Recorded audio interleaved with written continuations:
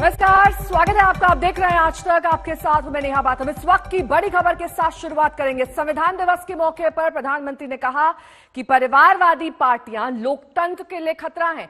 भ्रष्टाचार पर पीएम ने प्रहार करते हुए कहा कि भ्रष्टाचारियों को समाज में प्रतिष्ठा दिलाने का चलन भी लोकतंत्र के ताने बाने को नुकसान पहुंचा रहा है। उधर कांग्रेस के आनंद शर्मा ने पीएम मोदी के हमलों का जवाब देते हुए कहा कि सरकार संविधान की भावना के उलट चल रही है, उसे अपनी कार्यशैली बदलनी होगी। तो आज सुबह संविधान दिवस के मौके पर एक कार्यक्रम का आयोजन, जिसे लेकर प्रधानमंत्री ने अपने संबोधन में परिवारवाद पर गहरा प्रहार किया। उन्होंने कहा कि अभी वक्त है, इस तरह की सोच इन परिवारवादी पार्टियों को बदलनी चाहिए। वहीं आनंद शर्मा की ओर से जवाब भी दिया गया है। उन्होंने कहा कि सहमति के रास्ते पर नहीं चल रही है सरकार और विपक्ष को भी नहीं सुन रही है। विपक्ष ने अपने आप को दूर रखा, इस कार्यक्रम में हिस्सा नहीं लिया और इसी को लेकर प्रधानमंत्री का ये बड़ा बयान। पीढ़ी दर पीढ़ी परिवार ही पार्टी चलाए, ये संकट है बहुत बड़ा देश के लिए। पारिवारिक पार्टियां संविधान के विपरीत काम करती हैं। संविधान की भावना को भी चोट पहुंची है। संविधान के एक एक धारा को भी चोट पहुंची है। जब राजनीतिक दल अपने आप में अपना लोकतांत्रिक कैरेक्टर खो देते हैं, जो दल स्वयं लोकतांत्रिक कैरेक्टर खो चुके हो, वो लोकतंत्र की रक्षा कैसे कर सकते हैं? राजनीतिक दल, party for the family, party by the family,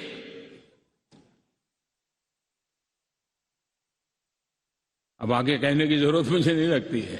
जो पार्टी पीढ़ी दर पीढ़ी एक ही परिवार चलाता रहे, पार्टी की सारी व्यवस्था परिवारों के पास रहे, वो लोकतंत्र, स्वस्थ लोकतंत्र के लिए सबसे बड़ा संकट होता है।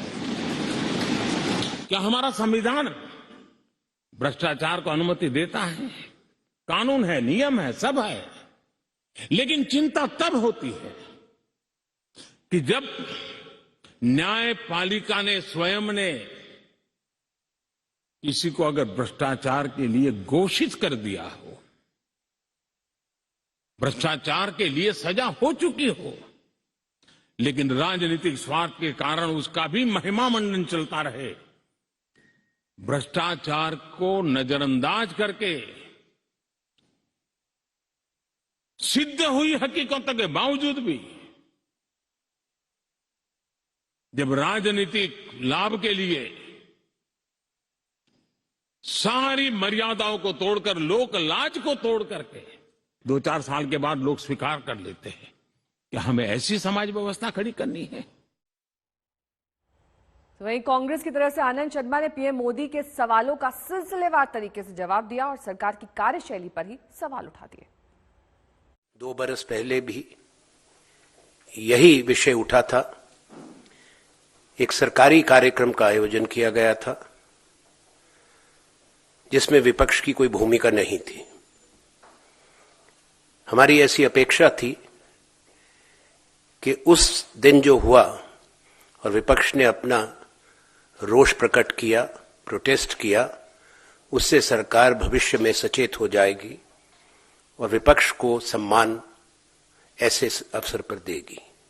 संविधान दिवस के कार्यक्रम के आयोजन में और देश के प्रजातंत्र को, संविधान को जब हम सेलिब्रेट करें, उसका जश्न मनाएं, उसमें शामिल ना किया जाना केवल एक औपचारिक निमंत्रण, वो भी बैठने का समारोह के अंदर, वो स्वीकार्य नहीं है। माननीय प्रधानमंत्री जी और बीजेपी के नेतृत्व की विपक्ष की आलोचना इस विषय पे सही नहीं है, उसका कोई औचित्य नहीं है। सरकार को स्पष्ट करना चाहिए कि किस तरह से देश का शासन और प्रशासन चल रहा है। कोई अवसर ये सरकार नहीं छोड़ती जब संविधान और संविधान की परंपराओं को दबाकर निर्णय ना लिए जाएं। और आज किसान आंदोलन को 1 साल पूरा हो गया। इस मौके पर राकेश टिकैत खुद बोल रहे हैं, सुनिए।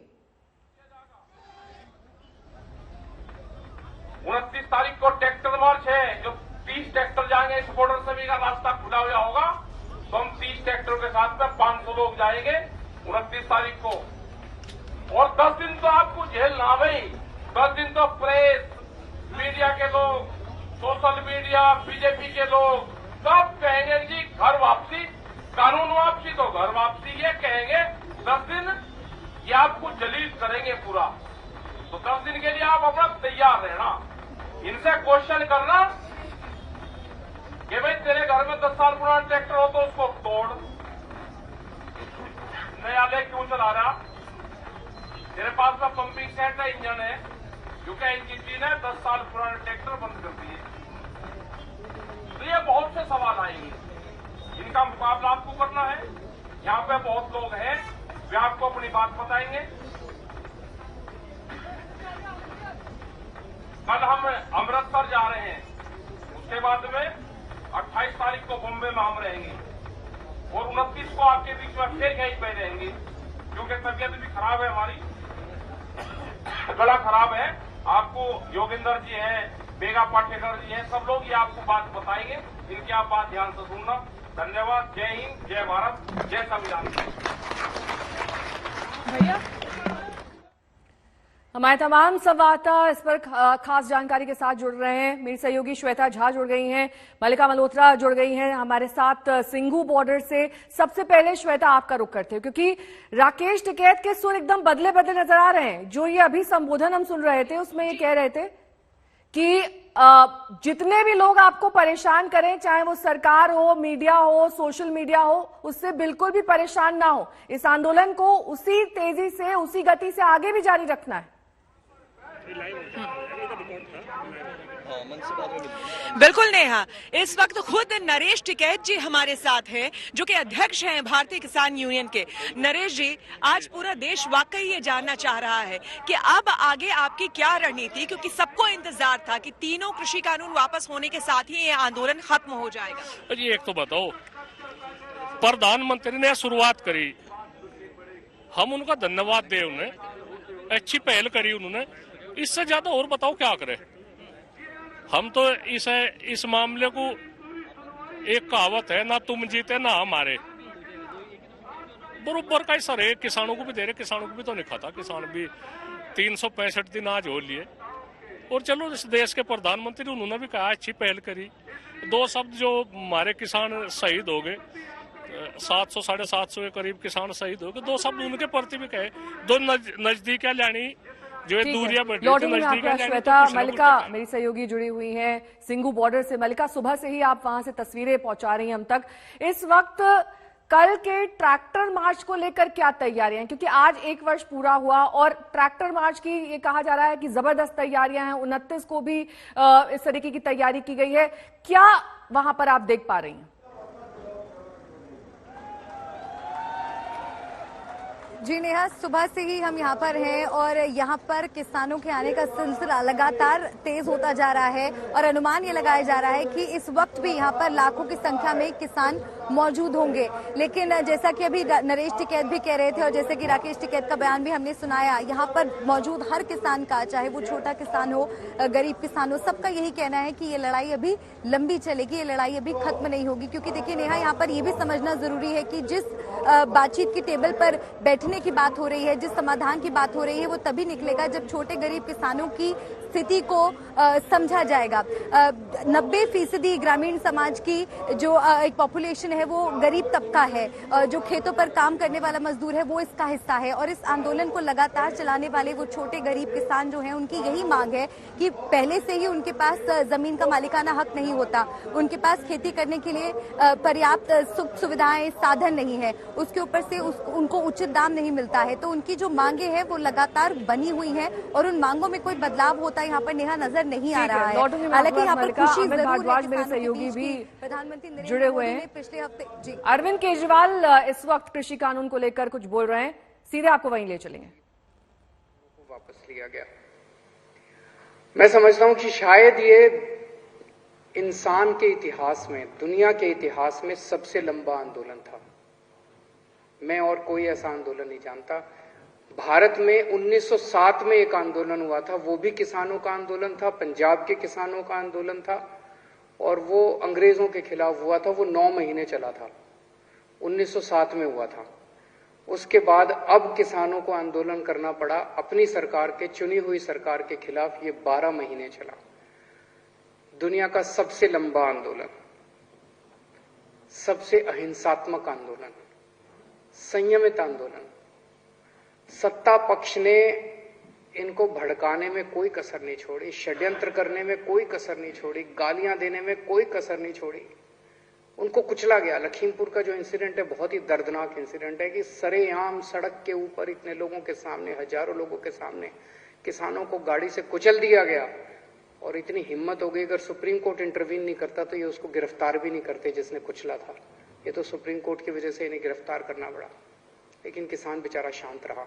वो केवल अपने अर्जुन की आंख की तरह अपने आंदोलन पे केंद्रित रहा। 700 किसान शहीद हो गए।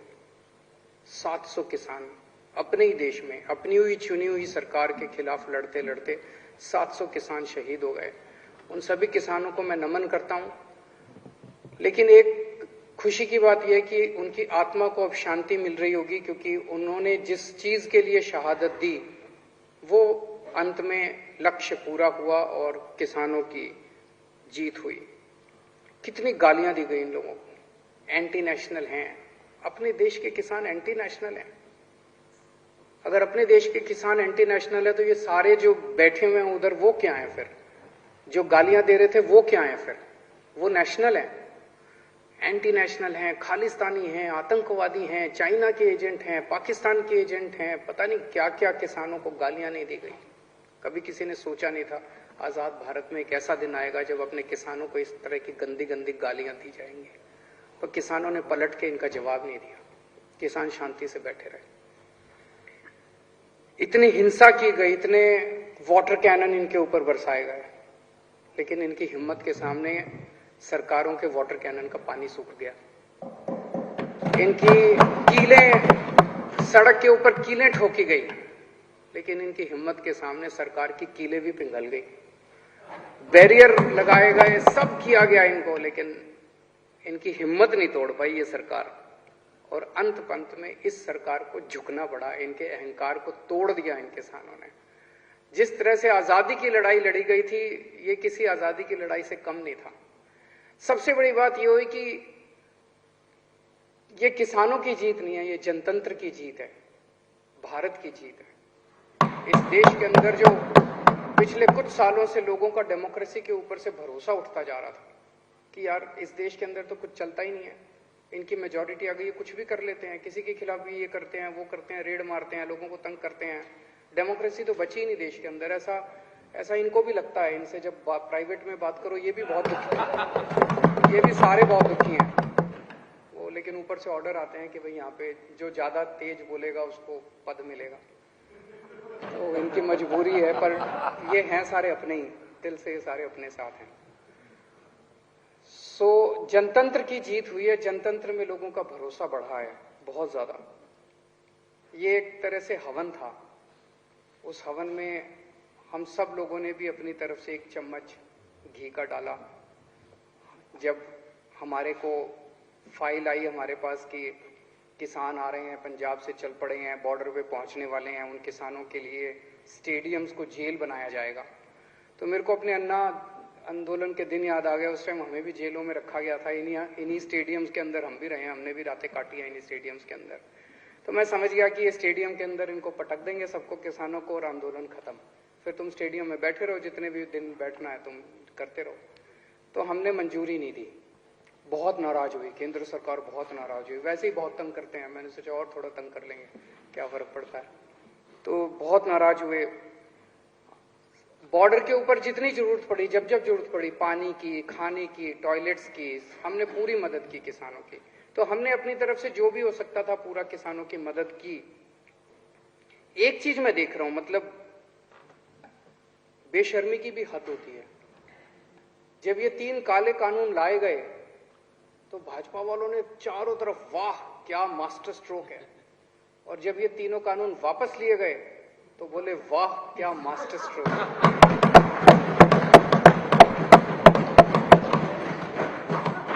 मतलब मैं यही कह सकता हूं, मुझे बहुत दया आती है आप लोगों के ऊपर। क्या गत बना दी आप लोगों की आपके नेताओं ने। ऐसा भगवान किसी के साथ ना करे।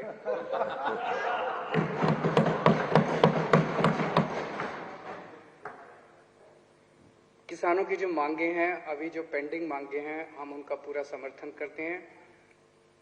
टेनी साहब को तुरंत केंद्रीय मंत्रिमंडल से बर्खास्त किया जाना चाहिए। मुझे नहीं पता कि केंद्र सरकार की क्या मजबूरी है, कुछ तो मजबूरी होगी जो उस एक आदमी का बोझ लेके केंद्र सरकार अपने कंधे पे ढो रही है। क्यों नहीं उसको हटा देते? मुझे नहीं पता कि उनकी क्या मजबूरी है, कुछ मजबूरी होगी जरूर, लेकिन पूरा देश मांग करता है कि ऐसे व्यक्ति को तुरंत बर्खास्त किया जाए। एमएसपी की जो उनकी डिमांड है वो बिल्कुल जायज है, इसके ऊपर हमने भी बहुत अध्ययन किया है। ये राजनीतिक तौर पे नहीं, मुझे लगता है अगर एमएसपी लागू हो जाता है तो देश की एग्रीकल्चर सेक्टर को बहुत बड़ा फायदा होगा, पूरा का पूरा बदल सकता है। जितने केसेस, झूठे केसेस इन लोगों के ऊपर लगाए गए हैं वो सारे वापस लिए जाएं, और जो 700 किसान शहीद हो गए उनके परिवारों को उचित मुआवजा दिया जाए। किसान जब तक वहां बैठे हैं, किसान तय करेंगे वो कब उठना चाहते हैं। जब तक किसान वहां बैठे हैं हम किसानों के साथ हैं, पूरी तरह से किसानों के साथ हैं, हर कदम पे उनके साथ हैं। और गोपाल राय जी द्वारा जो यहाँ पे प्रस्ताव पेश किया गया मैं उसका पूरा समर्थन करता हूँ।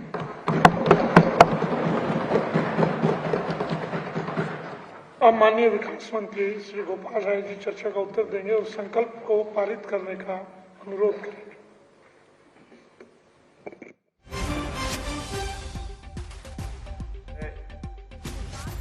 एक साल पूरा होने पर बोले केजरीवाल कि ये सबसे लंबा चला आंदोलन जिसका हम समर्थन करते हैं।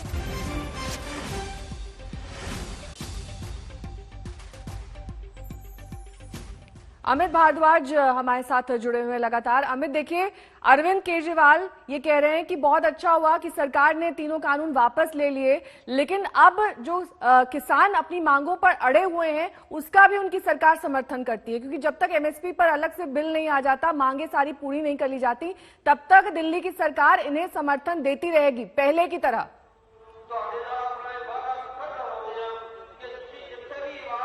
जी नेहा, ये ध्यान देने वाली बात यह है कि पिछले साल जब ये आंदोलन शुरू हुआ था सितंबर के महीने में पंजाब और हरियाणा में, तब 3 कृषि कानूनों को वापस लेने की मांग के साथ शुरू हुआ था।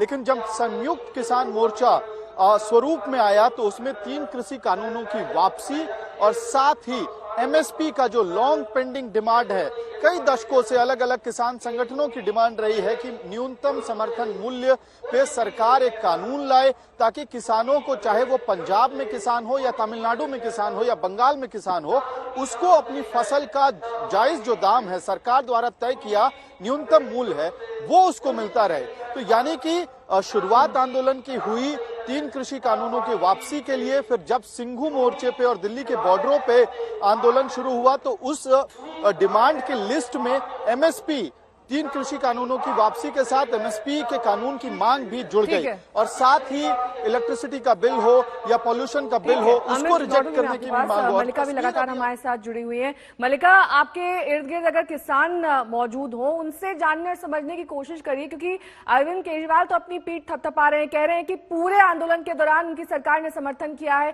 क्या वाकई ऐसा जमीनी तौर पर किसानों ने देखा और महसूस किया है कि दिल्ली सरकार उनके साथ खड़ी हुई थी?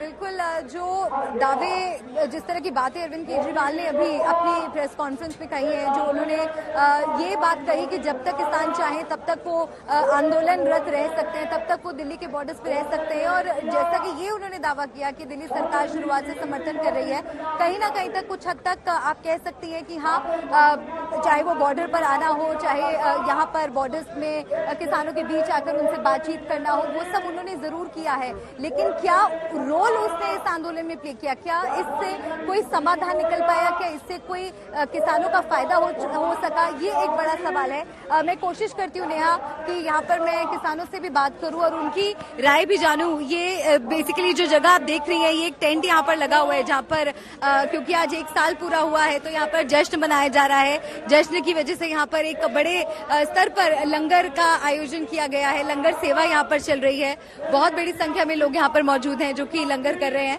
और चलिए मैं यहाँ पर इनसे पूछने की कोशिश करती हूँ। अरविंद केजरीवाल जी कह रहे हैं कि लगातार हमने किसान आंदोलन का समर्थन किया है, किसानों के साथ खड़े रहे हैं। आपकी क्या राय? कैसे खड़े रहे हैं? क्या मदद किया किसानों को? उन्होंने अभी अपने एक बयान में कहा है कि जब तक किसान चाहे वो बॉर्डर्स पर रहे, आंदोलन को जारी रखें और हम उनके साथ हैं। क्या आपको लगता है कि उन्होंने कोई साथ दिया है? जहाँ बैठे हैं ये तो हरियाणा की है, ये तो हद हरियाणा की, हरियाणा में बैठे हैं हम। मदद क्या करी है? वो तो जुमले मार रहा है, कोई मदद नहीं की उसने। आपको क्या लगता है कि अरविंद केजरीवाल ने क्या किसान आंदोलन के साथ जुड़कर कोई अपना समर्थन दिया है, कोई फायदा पहुंचाया है आप लोगों को? कोई लोग मालूम नहीं हुआ जी कोई। ठीक है, लौटेंगे आपका मल्लिका। श्वेता हमें सहयोगी लगातार बनी हुई है। श्वेता देखिए, अब से कुछ ही देर पहले अरविंद केजरीवाल को हम सुन रहे थे, वो साफ तौर पर कह रहे थे कि हम एक ऐसी इकलौती पार्टी है जिन्होंने बिना किसी राजनीतिक मंशा के किसानों का लगातार समर्थन किया। जब उनको जेल बनाकर उसमें बंद करने की बात थी तो हम उनका दर्द समझ सकते थे। क्या किसानों ने भी वाकई ऐसा महसूस किया कि दिल्ली सरकार उनके साथ खड़ी हुई थी?